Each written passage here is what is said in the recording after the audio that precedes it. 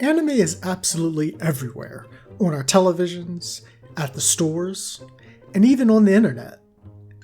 It's become a major part of popular culture, but what exactly is anime?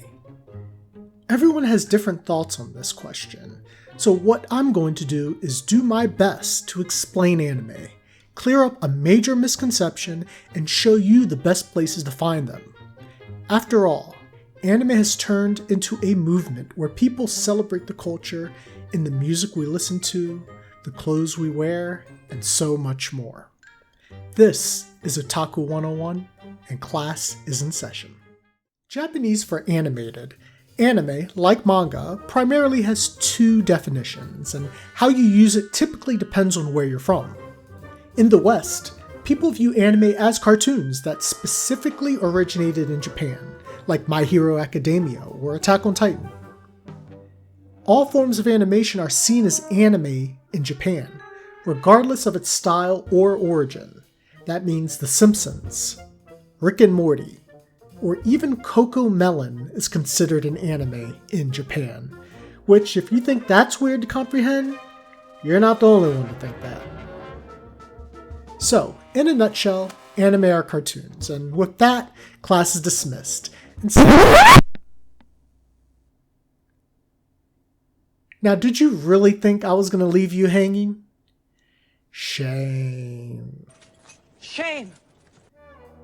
So anime is more than just cartoons, and it varies greatly from its Western counterpart.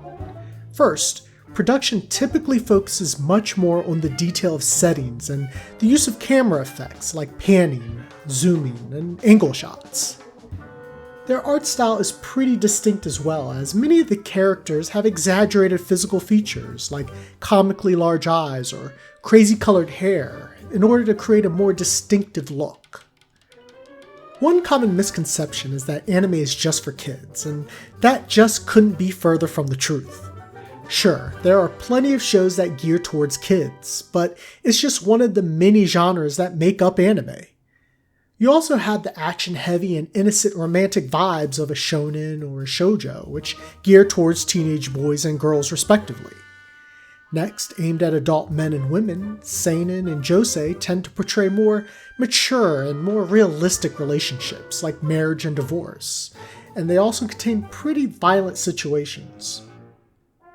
Now take a look at Ranking of Kings, in my opinion one of 2022's top anime, which has a mild and cute animation style on the surface, but when you begin watching you quickly learn how dark it really is, where heavy themes like deception and death take hold.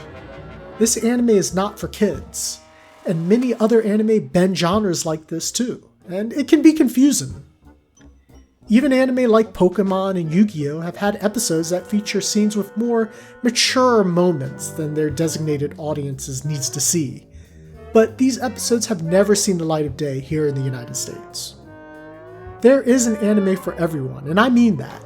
It doesn't matter how old you are or what your tastes are. Cars, baseball, giant robots, or even food. There's an anime for you. It's also important to know that anime is typically released throughout the year into 4 divisions called seasons. The year starts with the winter season that usually runs from January to March, and usually you'll find a lot of low tier and newcomer titles here. Maybe a big series from the fall season will bleed into this season, but many anime fall under the radar during these months. The spring season ranges from April to June, and this is where I feel you have the most potential for breakout successes. 2021 we had Odd Taxi, and this year we have Spy Family. But much like the winter season, there are so many newcomers. July through September is the summer season, and this is where things start to heat up, with many mid-tier and potential heavy hitters headlining the season.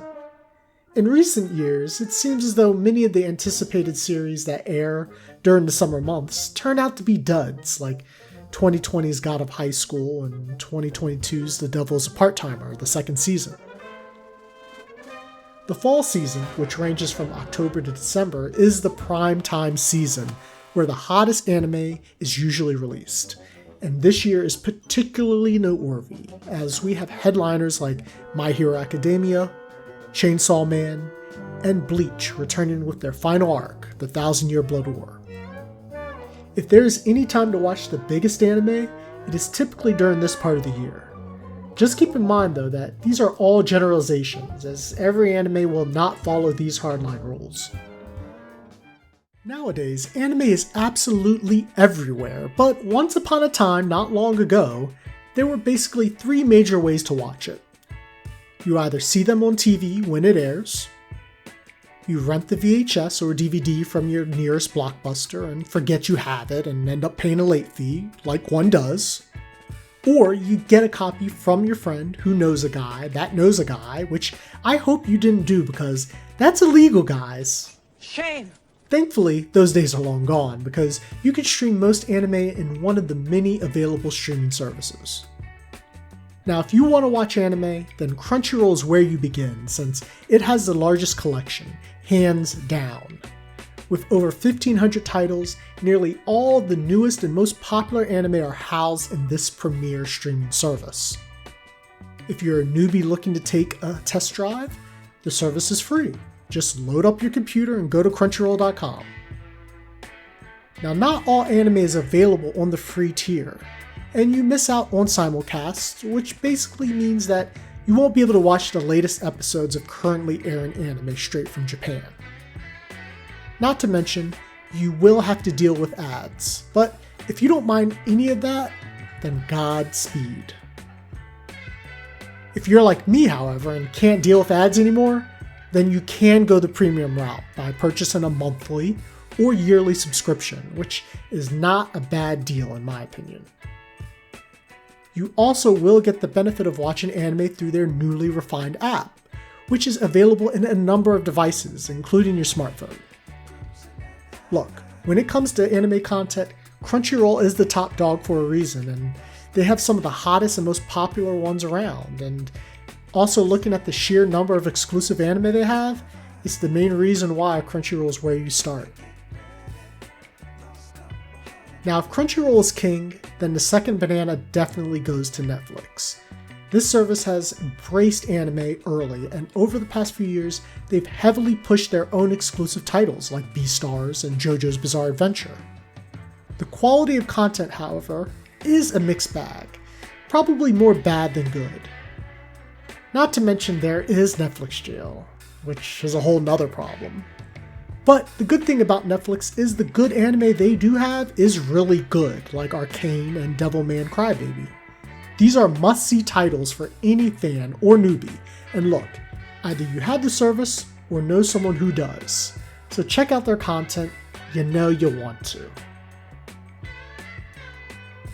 Now there are several other services, but honestly, if you're a newbie, then it's probably best to start with Crunchyroll or Netflix, because they have the brunt of popular titles to choose from. But those looking for more variety, where do you go? Well, you have options like High Dive, which is a popular choice for hardcore otakus looking for the obscurest of titles and don't mind uncensored content. Also, the price is pretty cheap, so if you want some truly non-mainstream content, then this is a way to go. There is Amazon Prime Video, which does no favors when it comes to promoting their anime content, as minimal as it is, but the few exclusives they still have left are some of the best adaptations around, like Banana Fish, Dororo, and the latest Evangelion films. Now, if you love Studio Ghibli, then you can find their entire library, in addition to several highly acclaimed anime films on HBO Max. And if you love old school anime, and I'm talking pre-1990s, then Retro Crush is for you. Like certain robots in disguise, anime is more than meets the eye, as there are an endless number of titles out there to consume. Kids, teenagers, and adults alike can all enjoy anime and find their niche, and it's never been easier to do so. As you now know, there are several options to choose from, depending on what you're looking for and how much you're willing to spend. Either way you slice it, you can start watching immediately, and now that you understand what anime is and how it works, just keep some of those things in mind when searching for what you want. You may find one, two, or all of these services integral for your watching experience. But one thing you shouldn't feel is intimidated.